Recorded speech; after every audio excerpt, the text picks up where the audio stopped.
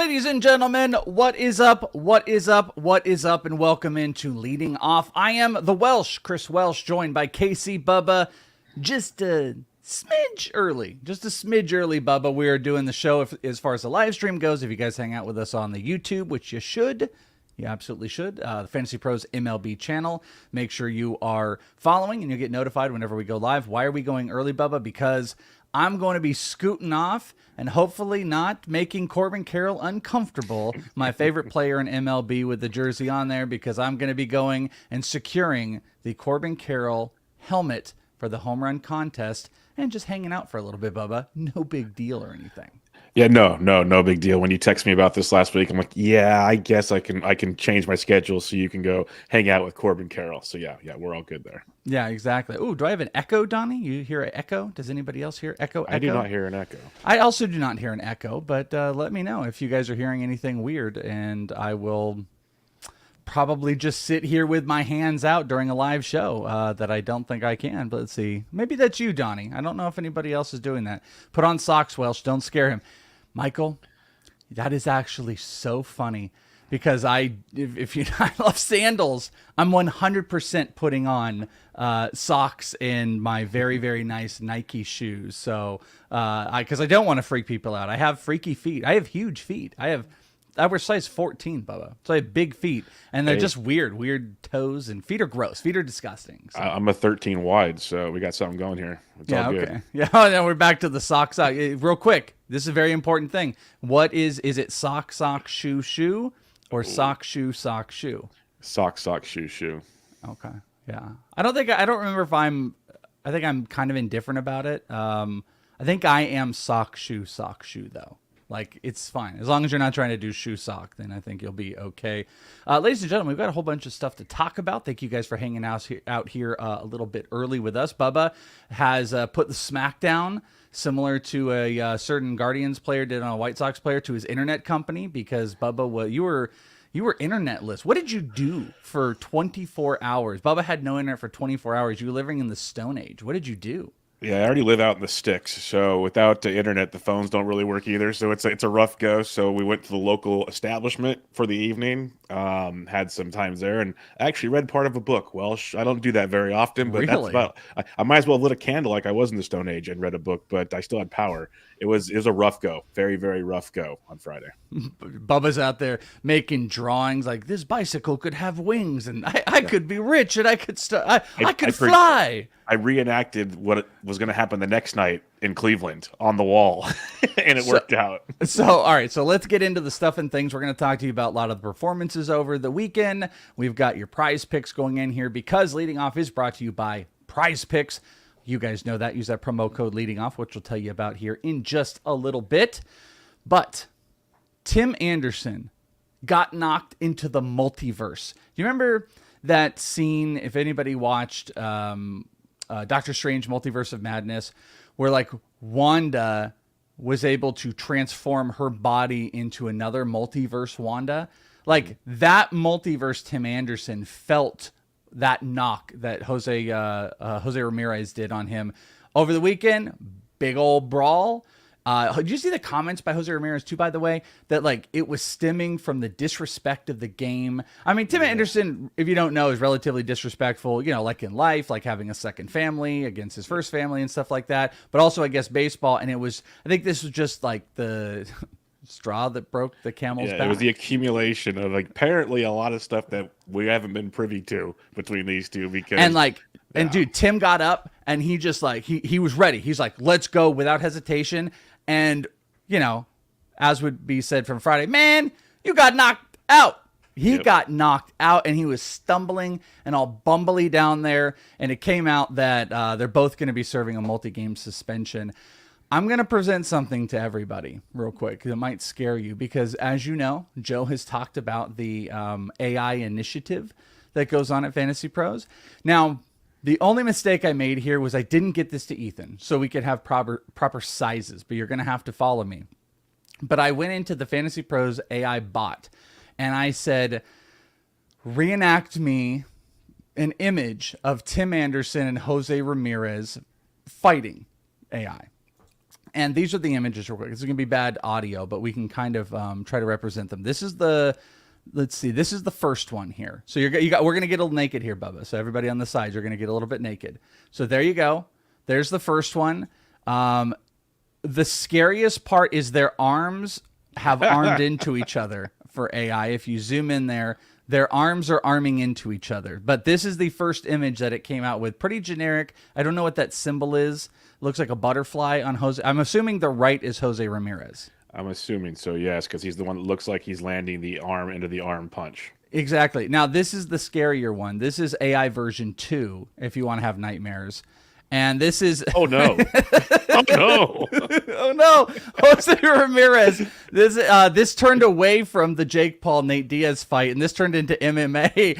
Wow. Jose Ramirez's leg is melting into Tim Anderson somehow. And they're grabbing onto each other. And they're also off the ground, too. And Tim... It's straight up his multiverse now. We are watching the new Doctor Strange in front of us. I feel like this one is definitely in like Earth 616. This is definitely Tim Anderson, and they're just melting into each other. And this was AI's take on the fight. So any other thoughts? And people that think AI is going to take over the world, that just shows you it's not. So we are good there. But thoughts were I'm not a fan of let's have fights everywhere, but hey, if you're gonna fight, make it happen, and that was amazing. I had a tweet. I just kept watching it. Eloy gets hurt during the fight, which is just typical. Oh my Eloy. God, I saw that. Like he was limping off. There's a backspan video, and everyone's doing stuff, and all you see in the top right is Eloy on one leg limping out, and you're like, come on, man. But one of my biggest takeaways, and I'm also kind of biased because I love this player, but Josh Naylor's out 3 to 6 weeks with an oblique injury. He was the first one in there with his arm cocked, ready to go if Tim Anderson somehow popped up. I'm like, how in the world? That's the guy I want in my corner. That's all I know. I will tell you what, though, it's pretty amazing to see a moment, too, where I think, like Mel was saying, the ump just, moved away. You know how they, everybody gets very serious? The ump was just, he moved out like it was a hockey fight. And those two had about 4 seconds where it was just both of them, got a couple swings, people grabbed them, and then Jose Ramirez got the shot heard around the world, and Tim Anderson, like I said, is still reeling for him. Tim also took to Twitter and then deleted all of his tweets because they had him in the feelings and stuff. Too. Cool. Yeah, it was a very, very weird situation. All of this to kind of come back around and say the disaster from a fantasy perspective that Tim Anderson has been this year, I think is exacerbated, and I think you could legit justify just making moves elsewhere. I don't know. Obviously, this can motivate players and stuff like that, but between the suspension and some of the chaos that's going on, I'm just not sure that you need to stick around, especially with some of the... You're going to get a lot of call-ups that are going to be coming up soon, especially in September. I haven't looked. Have you looked at Tim Anderson's numbers lately? He has one home run. He's been knocked out as much as he's gone deep. It's been great. Taking as many punches as he has homers. But, let's see overall stats real quick, if we could move on. He's hitting for an okay average, not stealing a bunch. He's just blah. He's blah as blah. 244. Schneider's better than him. 244, highest strikeout percent. Well, it's not that high, but it's 21%. 1 homer, 19 RBI. Yeah, you can cut bait, man. You can get cut bait. You can cut bait for sure. We do need to see an Odor versus Jose Ramirez in the future. That'll happen. The celebrity boxing. I guarantee you, Odor needs some cash. So this will happen. Remember the what was it? The clay fighters. What was that? That was the best, dude, on MTV. Oh, what was that? Celebrity Deathmatch. Celebrity Deathmatch. It was the That's best. Right. Yeah, that was amazing. So we need a good. baseball version. They need to bring that back, period. Just in general. Just bring that back, please. Yeah. We just need someone really talented with that type of skill, that can go out there and that can put them together and just do baseball versions, because we don't want this. This is horrifying. No, we don't need that. We need the real deal. Yeah. Yeah, and his leg is broke. It looks like a deer. Jose Ramirez turned into a deer, and their arms. He looks like he's got a wooden pirate leg trying to kick him in the stomach. Yeah, it's weird. And the reason that it's AI too is Tim Anderson looks like he's actually getting a punch in. So yeah, that's true. I don't think that's very realistic. So that was the big fun from the weekend. Fantasy implications. I think it just reminded me of Tim Anderson is kind of How about this? Brought in for a 1-run lead in the 9th. Finally, Diamondbacks' Paul Seewald gives up the tying and walk-off homers in the Twins on Sunday. Did not retire a batter, gave up 3 runs. By the way, the Diamondbacks gave up 3 pieces to lose all of their games, and a pretty shaky start here. Paul Seewald actually went from a good closer to now there are no opportunities because the Diamondbacks are bad. He it is rubbed off on him, and they never have save opportunities, Bubba. So Paul Seewald, kind of a disaster right now. Looks hilariously stupid. People were apologizing about making any tweets to me this weekend, too, because of how painful it was to look at. Yeah, that was a rough appearance for the save. One would say for Seewald, they only play 5 games this week, so it even makes it like, do we even start Seewald in a weekly league? D-backs, I'll tell you, it's time to Esther get off the pot here pretty quick. So and Seewald was supposed to be the guy that made it happen. It's not good, Bob. Yeah, and I'm trying to look. I didn't look ahead of. They got the Dodgers. Yeah, for 2. You know what? I don't think I would start him in a weekly league. I benched him. I know that's crazy. My weekly leagues, I benched him. Yeah, yeah. Unless you're in a situation where it's like that's your RP and you don't have any other good options, which is very likely, then you can. But if you have options, I don't know who the back half of the week is. I guess I could look like Friday because he's got the Dodgers up early, so that should be 0 opportunities. Or even better, they'll throw him in an opportunity that's not a save situation, and then they got the Padres. That's an awful week for the Diamondbacks. They might win one game. Real rough. Yeah, so there's not going to be a lot of opportunities, so it's looking pretty bad there. CJ Abrams this weekend, electric. That's how Roto World even put it. 4 for 5, homer, 2 steals, Sunday's win. Since July started, coming into Sunday, a 302 batting average with 3 homers, 16 steals in 29 games, which is bonkers. I ask you, how far up has CJ Abrams brought his value? Because it's a no-brainer that, he's the guy, you start him, you feel great. Weekly leagues, you don't even think twice about it. But I think his value has exponentially changed with the turnover he's had in production. Yeah, it's been tremendous. We knew the speed was there. I was talking about him preseason as a guy that I liked as a value just because he's finally on a team that's going to let him play every day. They have no reason not to play him. He's still 22 or something. Yeah. We're trying to write him off because of a bad kind of couple short stints in San Diego. He's starting to show his talent. He's getting comfortable. I think the power's better than we thought it would be, at least for me. You're the prospect guy. Maybe I'm wrong there. But the speed was legit. The Nats are also playing better, which is helping the run production a ton. I think they're playing better than people would think. So I'm a big fan of CJ Abrams. I think he moves into that Thairo Strada discussion next year, where we kind of had it this past year, whereas he worth a top, 120 pick. He might even keeps doing this. He might be a 75 to 100 pick, just because speed is speed. I think he's a top 75 pick. He's going to go 15-30 this year. The barrel percentage has tripled, and he's moving. We're talking into that. Bo Bichette at that pace. No, I was kidding. Yeah, well, no, I mean statistically, that would actually be insane. a funny, old school ITL player debate. Just go back and look, but that 4% range is kind of that what are we doing here? But he's got it up to 6. He's got a max EV of 112. Just showing the ability to tap into it. Launch angle's gone up.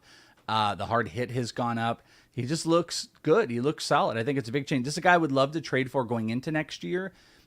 I know it's a little dependent because it's tough because he's hot right now. I would love to get him going into next season, especially if I am a rebuilding team. I would be willing to sell out a little bit more. Some of you guys play in contract leagues. If someone's trying to go all in, I got my Otno league. I have CJ Abrams because I was a super smart drafter this year. I got everybody in every trade trying to get Abrams, but can I take on a $48 Juan Soto that I won't keep to go for it to trade my Abrams right now, who's $2? No, I can't. Not a chance. No, and I can't pull the trigger on that one. Gary Sanchez, couple homers over the weekend. Had one, I think, on Sunday, 2 on Friday. Now has 5 homers over the last week, including 3 this weekend.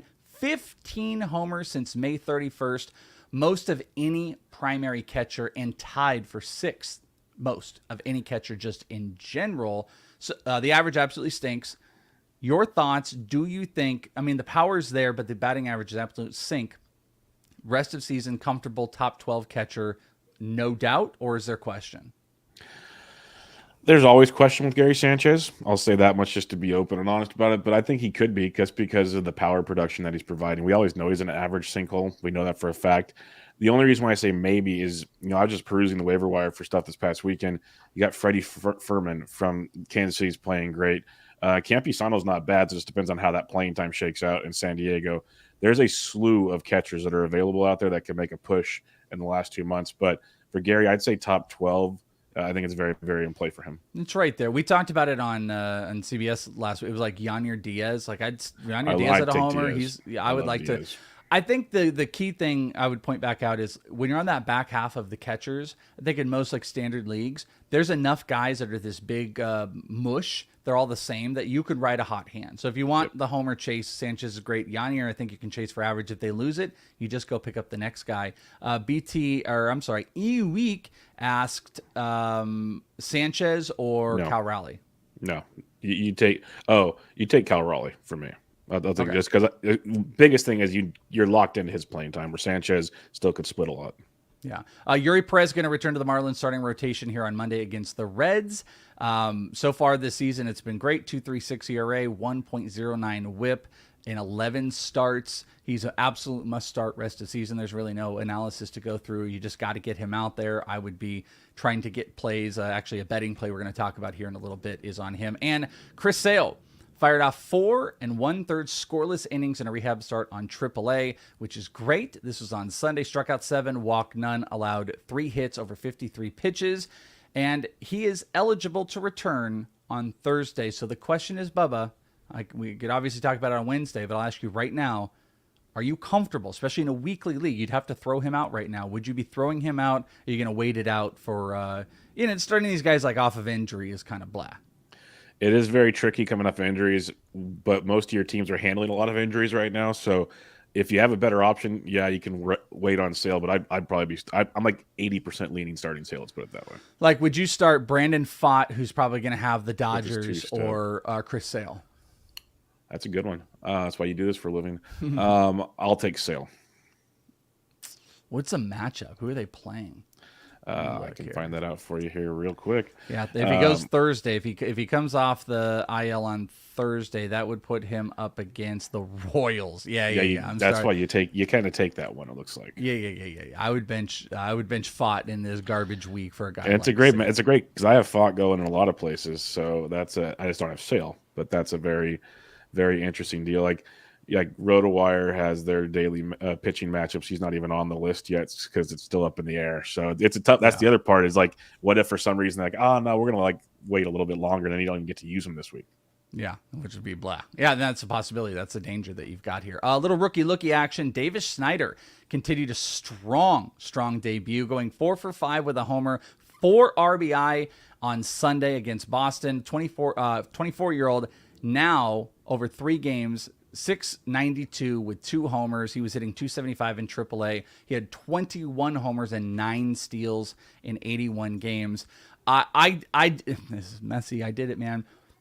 Someone asked me like right off the bat, hey, what's up with this Davis Snyder? I'm like, don't worry about it. Yeah, because he's kind of like a AAA-ish, decent season, but I'm not going nuts about it, and he's absolutely gone bonkers. So much so, this was from Sarah Langs. Davis Snyder's 9 hits are tied with Coker triplet from 1938 for the most in a player's first 3 career games since 1901.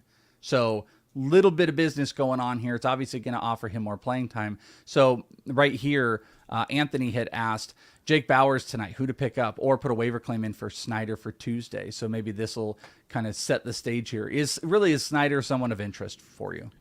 Well, I picked him up everywhere because I need middle infield help in most of my leagues, so I grabbed Snyder everywhere I could. And looking through NFBC last night, the bids were all over the board, so it just depended on your league. But I'm of interest. I'm not naive and thinking he's hit 692 the entire season. But 21 homers, 9 steals in the minors, and they're going to play him every day with Whit Merrifield going to left. I'll take my chances on Snyder. Yeah. Yeah, this is the type of year. The big thing I can tell you is if there are clear guys that you would move, use the hot hands. That's what I'm doing. It's hot hands, yeah.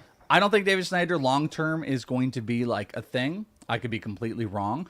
But if you have got these big empty holes here, go and fill it right now, because this is the time of year where you just got to have like a quicker, quicker to the gun is what you would be. Just boom, boom, boom. Cut this guy. Okay. Just be able to move through these players a little bit more, especially in redraft here. A couple of these Rangers are expected to promote Jonathan Ornelas from AAA Round Rock after Josh Young suffered a fractured thumb on Sunday. He's going to miss some time. Hitting 250, 5 homers. I've seen Ornelas for years and years and years. He can play lots of different positions. So it'll be interesting to see how much playing time they give him. I kind of would put this, quick trigger. Thank you, Fred. That's what I was trying to say. Like, I think this is kind of in the Davis Snyder range. Ornelas, I think, has a little bit, maybe even a little bit more pop. So you can keep an eye on it, but I'm not jumping to the wire. Like Michael asked this, Snyder and Newbar. Newbar. Dude, Newbar's had a top 10 WAR over the last 30 days. It's easily Newbar. Yeah, 100%. And also, Zach Geloff, 3 for 4 this weekend with a double, 2 runs scored, hitting 260 with 5 homers, 8 RBI, and 6 stolen bases in under 20 games played so far in the majors. That's a guy I have more interest in than Ornelas or Davis Snyder is Zach Geloff. So if he's sitting out there, I'd be looking. Other injuries, Joe Musgrove, right shoulder inflammation, going to be shut down for 3 weeks. Stop me if you've heard this before. Byron Buxton is back on the IL.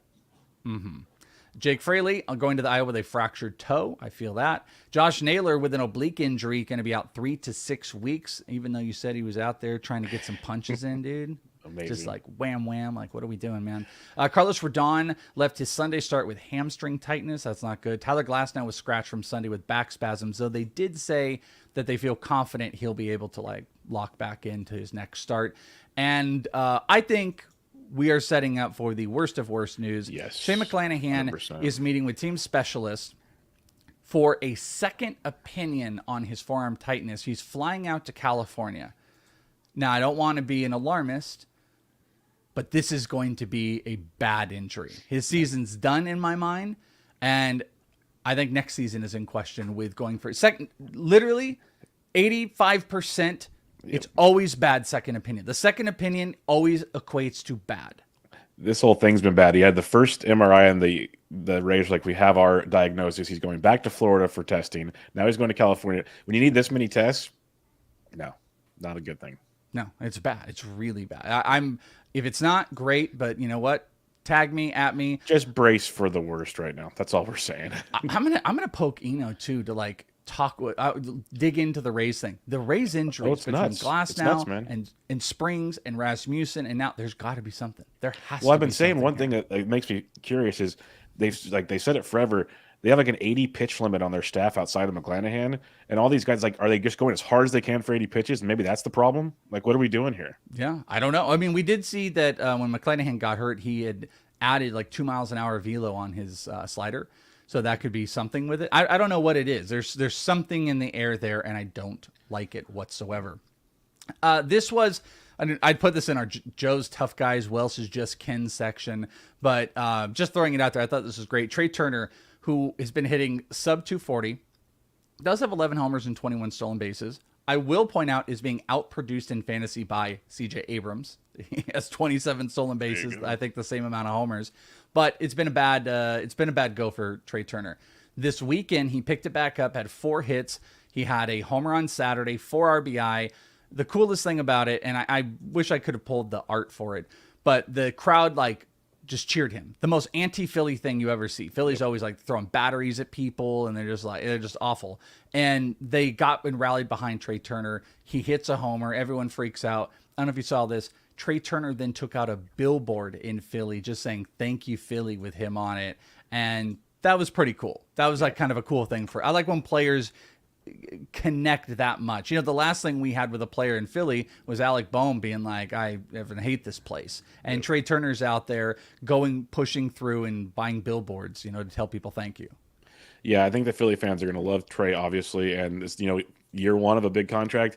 Don't be shocked if year two's pretty good for Trey. That's all I'm going to say. So just enjoy it, people. Yeah, Dan said, by the way, sucks because he wanted to drop Charlie Morton, but you need to replace McClanahan too. Yeah, if you have McClanahan, hold tight on everything unless there's a really good arm out there and you can try to make the move. But because you're going to be making some moves soon, unfortunately, which is me too. 3 up and 3 down. Chase Silseth went 7, struck out 12, gave up 2 earned runs. I'm also going to put in the other guy, Bryce Miller. Same game, went 5, struck out 10, 22 strikeouts. But check this out, Bubba. 43 swinging strikes between these two players in this game. 21 from Silseth, 22 from Bryce Miller. May I present to you, if you are about to lose or own Shane McClanahan, go pick up Chase Silseth right now. That would be someone I would take a look at. Strikeouts are getting up, putting up some deeper performances, but what say you about Silseth? Do you think that's a decent option? I absolutely love Silseth. He's changed his pitch mix over his last 3 starts. He has like 26 Ks over 19 innings or something like that. The dude's been ridiculous. The thing, I was even tweeting about it on Sunday after his performance. I said, how can the Angels that have a 6-man rotation not have him locked into the rotation? He's like filling in for Canning, and Canning's supposed to be back. So he's technically doesn't even have a start this week unless they start moving pieces, which I hope they do, because he's that darn good. So I would get Silseth in a hurry if I was you. I'm 100% with you on that one. I would, especially if I'm in this situation with Shane McClanahan. This is one. He has got a better expected ERA than his 3.72, which is very positive. His strikeouts are pushing 30% at 27. Good. He's stacking good performances. This is a guy that regardless if I had a McClanahan issue or not, I would pick him up. He should be one of your top priorities for sure. Yeah, I think he really should. Bryce Miller, like I said, also pretty great. Jake Myers, 2 homers, 6 RBI. On the down, Riley Green, 0 for 5 with 4 strikeouts. Good old Dick Mountain, 3 1/3, 6 earned runs for Rich national Hill. television. Not great. Yeah, you can't do that. You can't show that on television. Yeah. And Chris Murphy, 2 1/3, 6 earned runs. Some no bueno performances on the down, but we can get through it. How can we get through it? With our buddies over at PrizePicks. That's right, PrizePicks, because that is who is sponsoring Leading Off. Use a promo code Leading Off. Get a 100% match up to $100. You guys can play in all of their awesome things that we play right here. 2, 3, 4, 5, stack them up however you want to do it. You're getting player performances to win big bucks. They've got their awesome, what was it, the hot dog? I think it's like the taco things where they bring down the stats. We've been doing it all season. It's never too late. It's a great way to continue the fantasy fun, even if you're out of the playoffs or something like that. You know, if you're kind of getting out, you're trying to get going, you want to keep locked in. It's always something I would suggest to everybody for fantasy, as hard as it is sometimes. Keep locked in so you don't lose track of the players. A great way to do that is with PrizePicks. So, Bubba, what do you got going today for your PrizePicks? Drew Smiley over 4.5 Ks. He might come up as the bulk reliever, which makes it a little more interesting. But he gives up runs in bunches, but strikes out a ton as well. And the Mets are striking out almost 27% versus lefties of late. So Smiley, keep rolling with Christian Yelich over 8.5 fantasy points going up in a great matchup today. And then the Braves are going to go to town against Osvaldo Bido. Give me Matt Olson over 9 fantasy points. Yeah.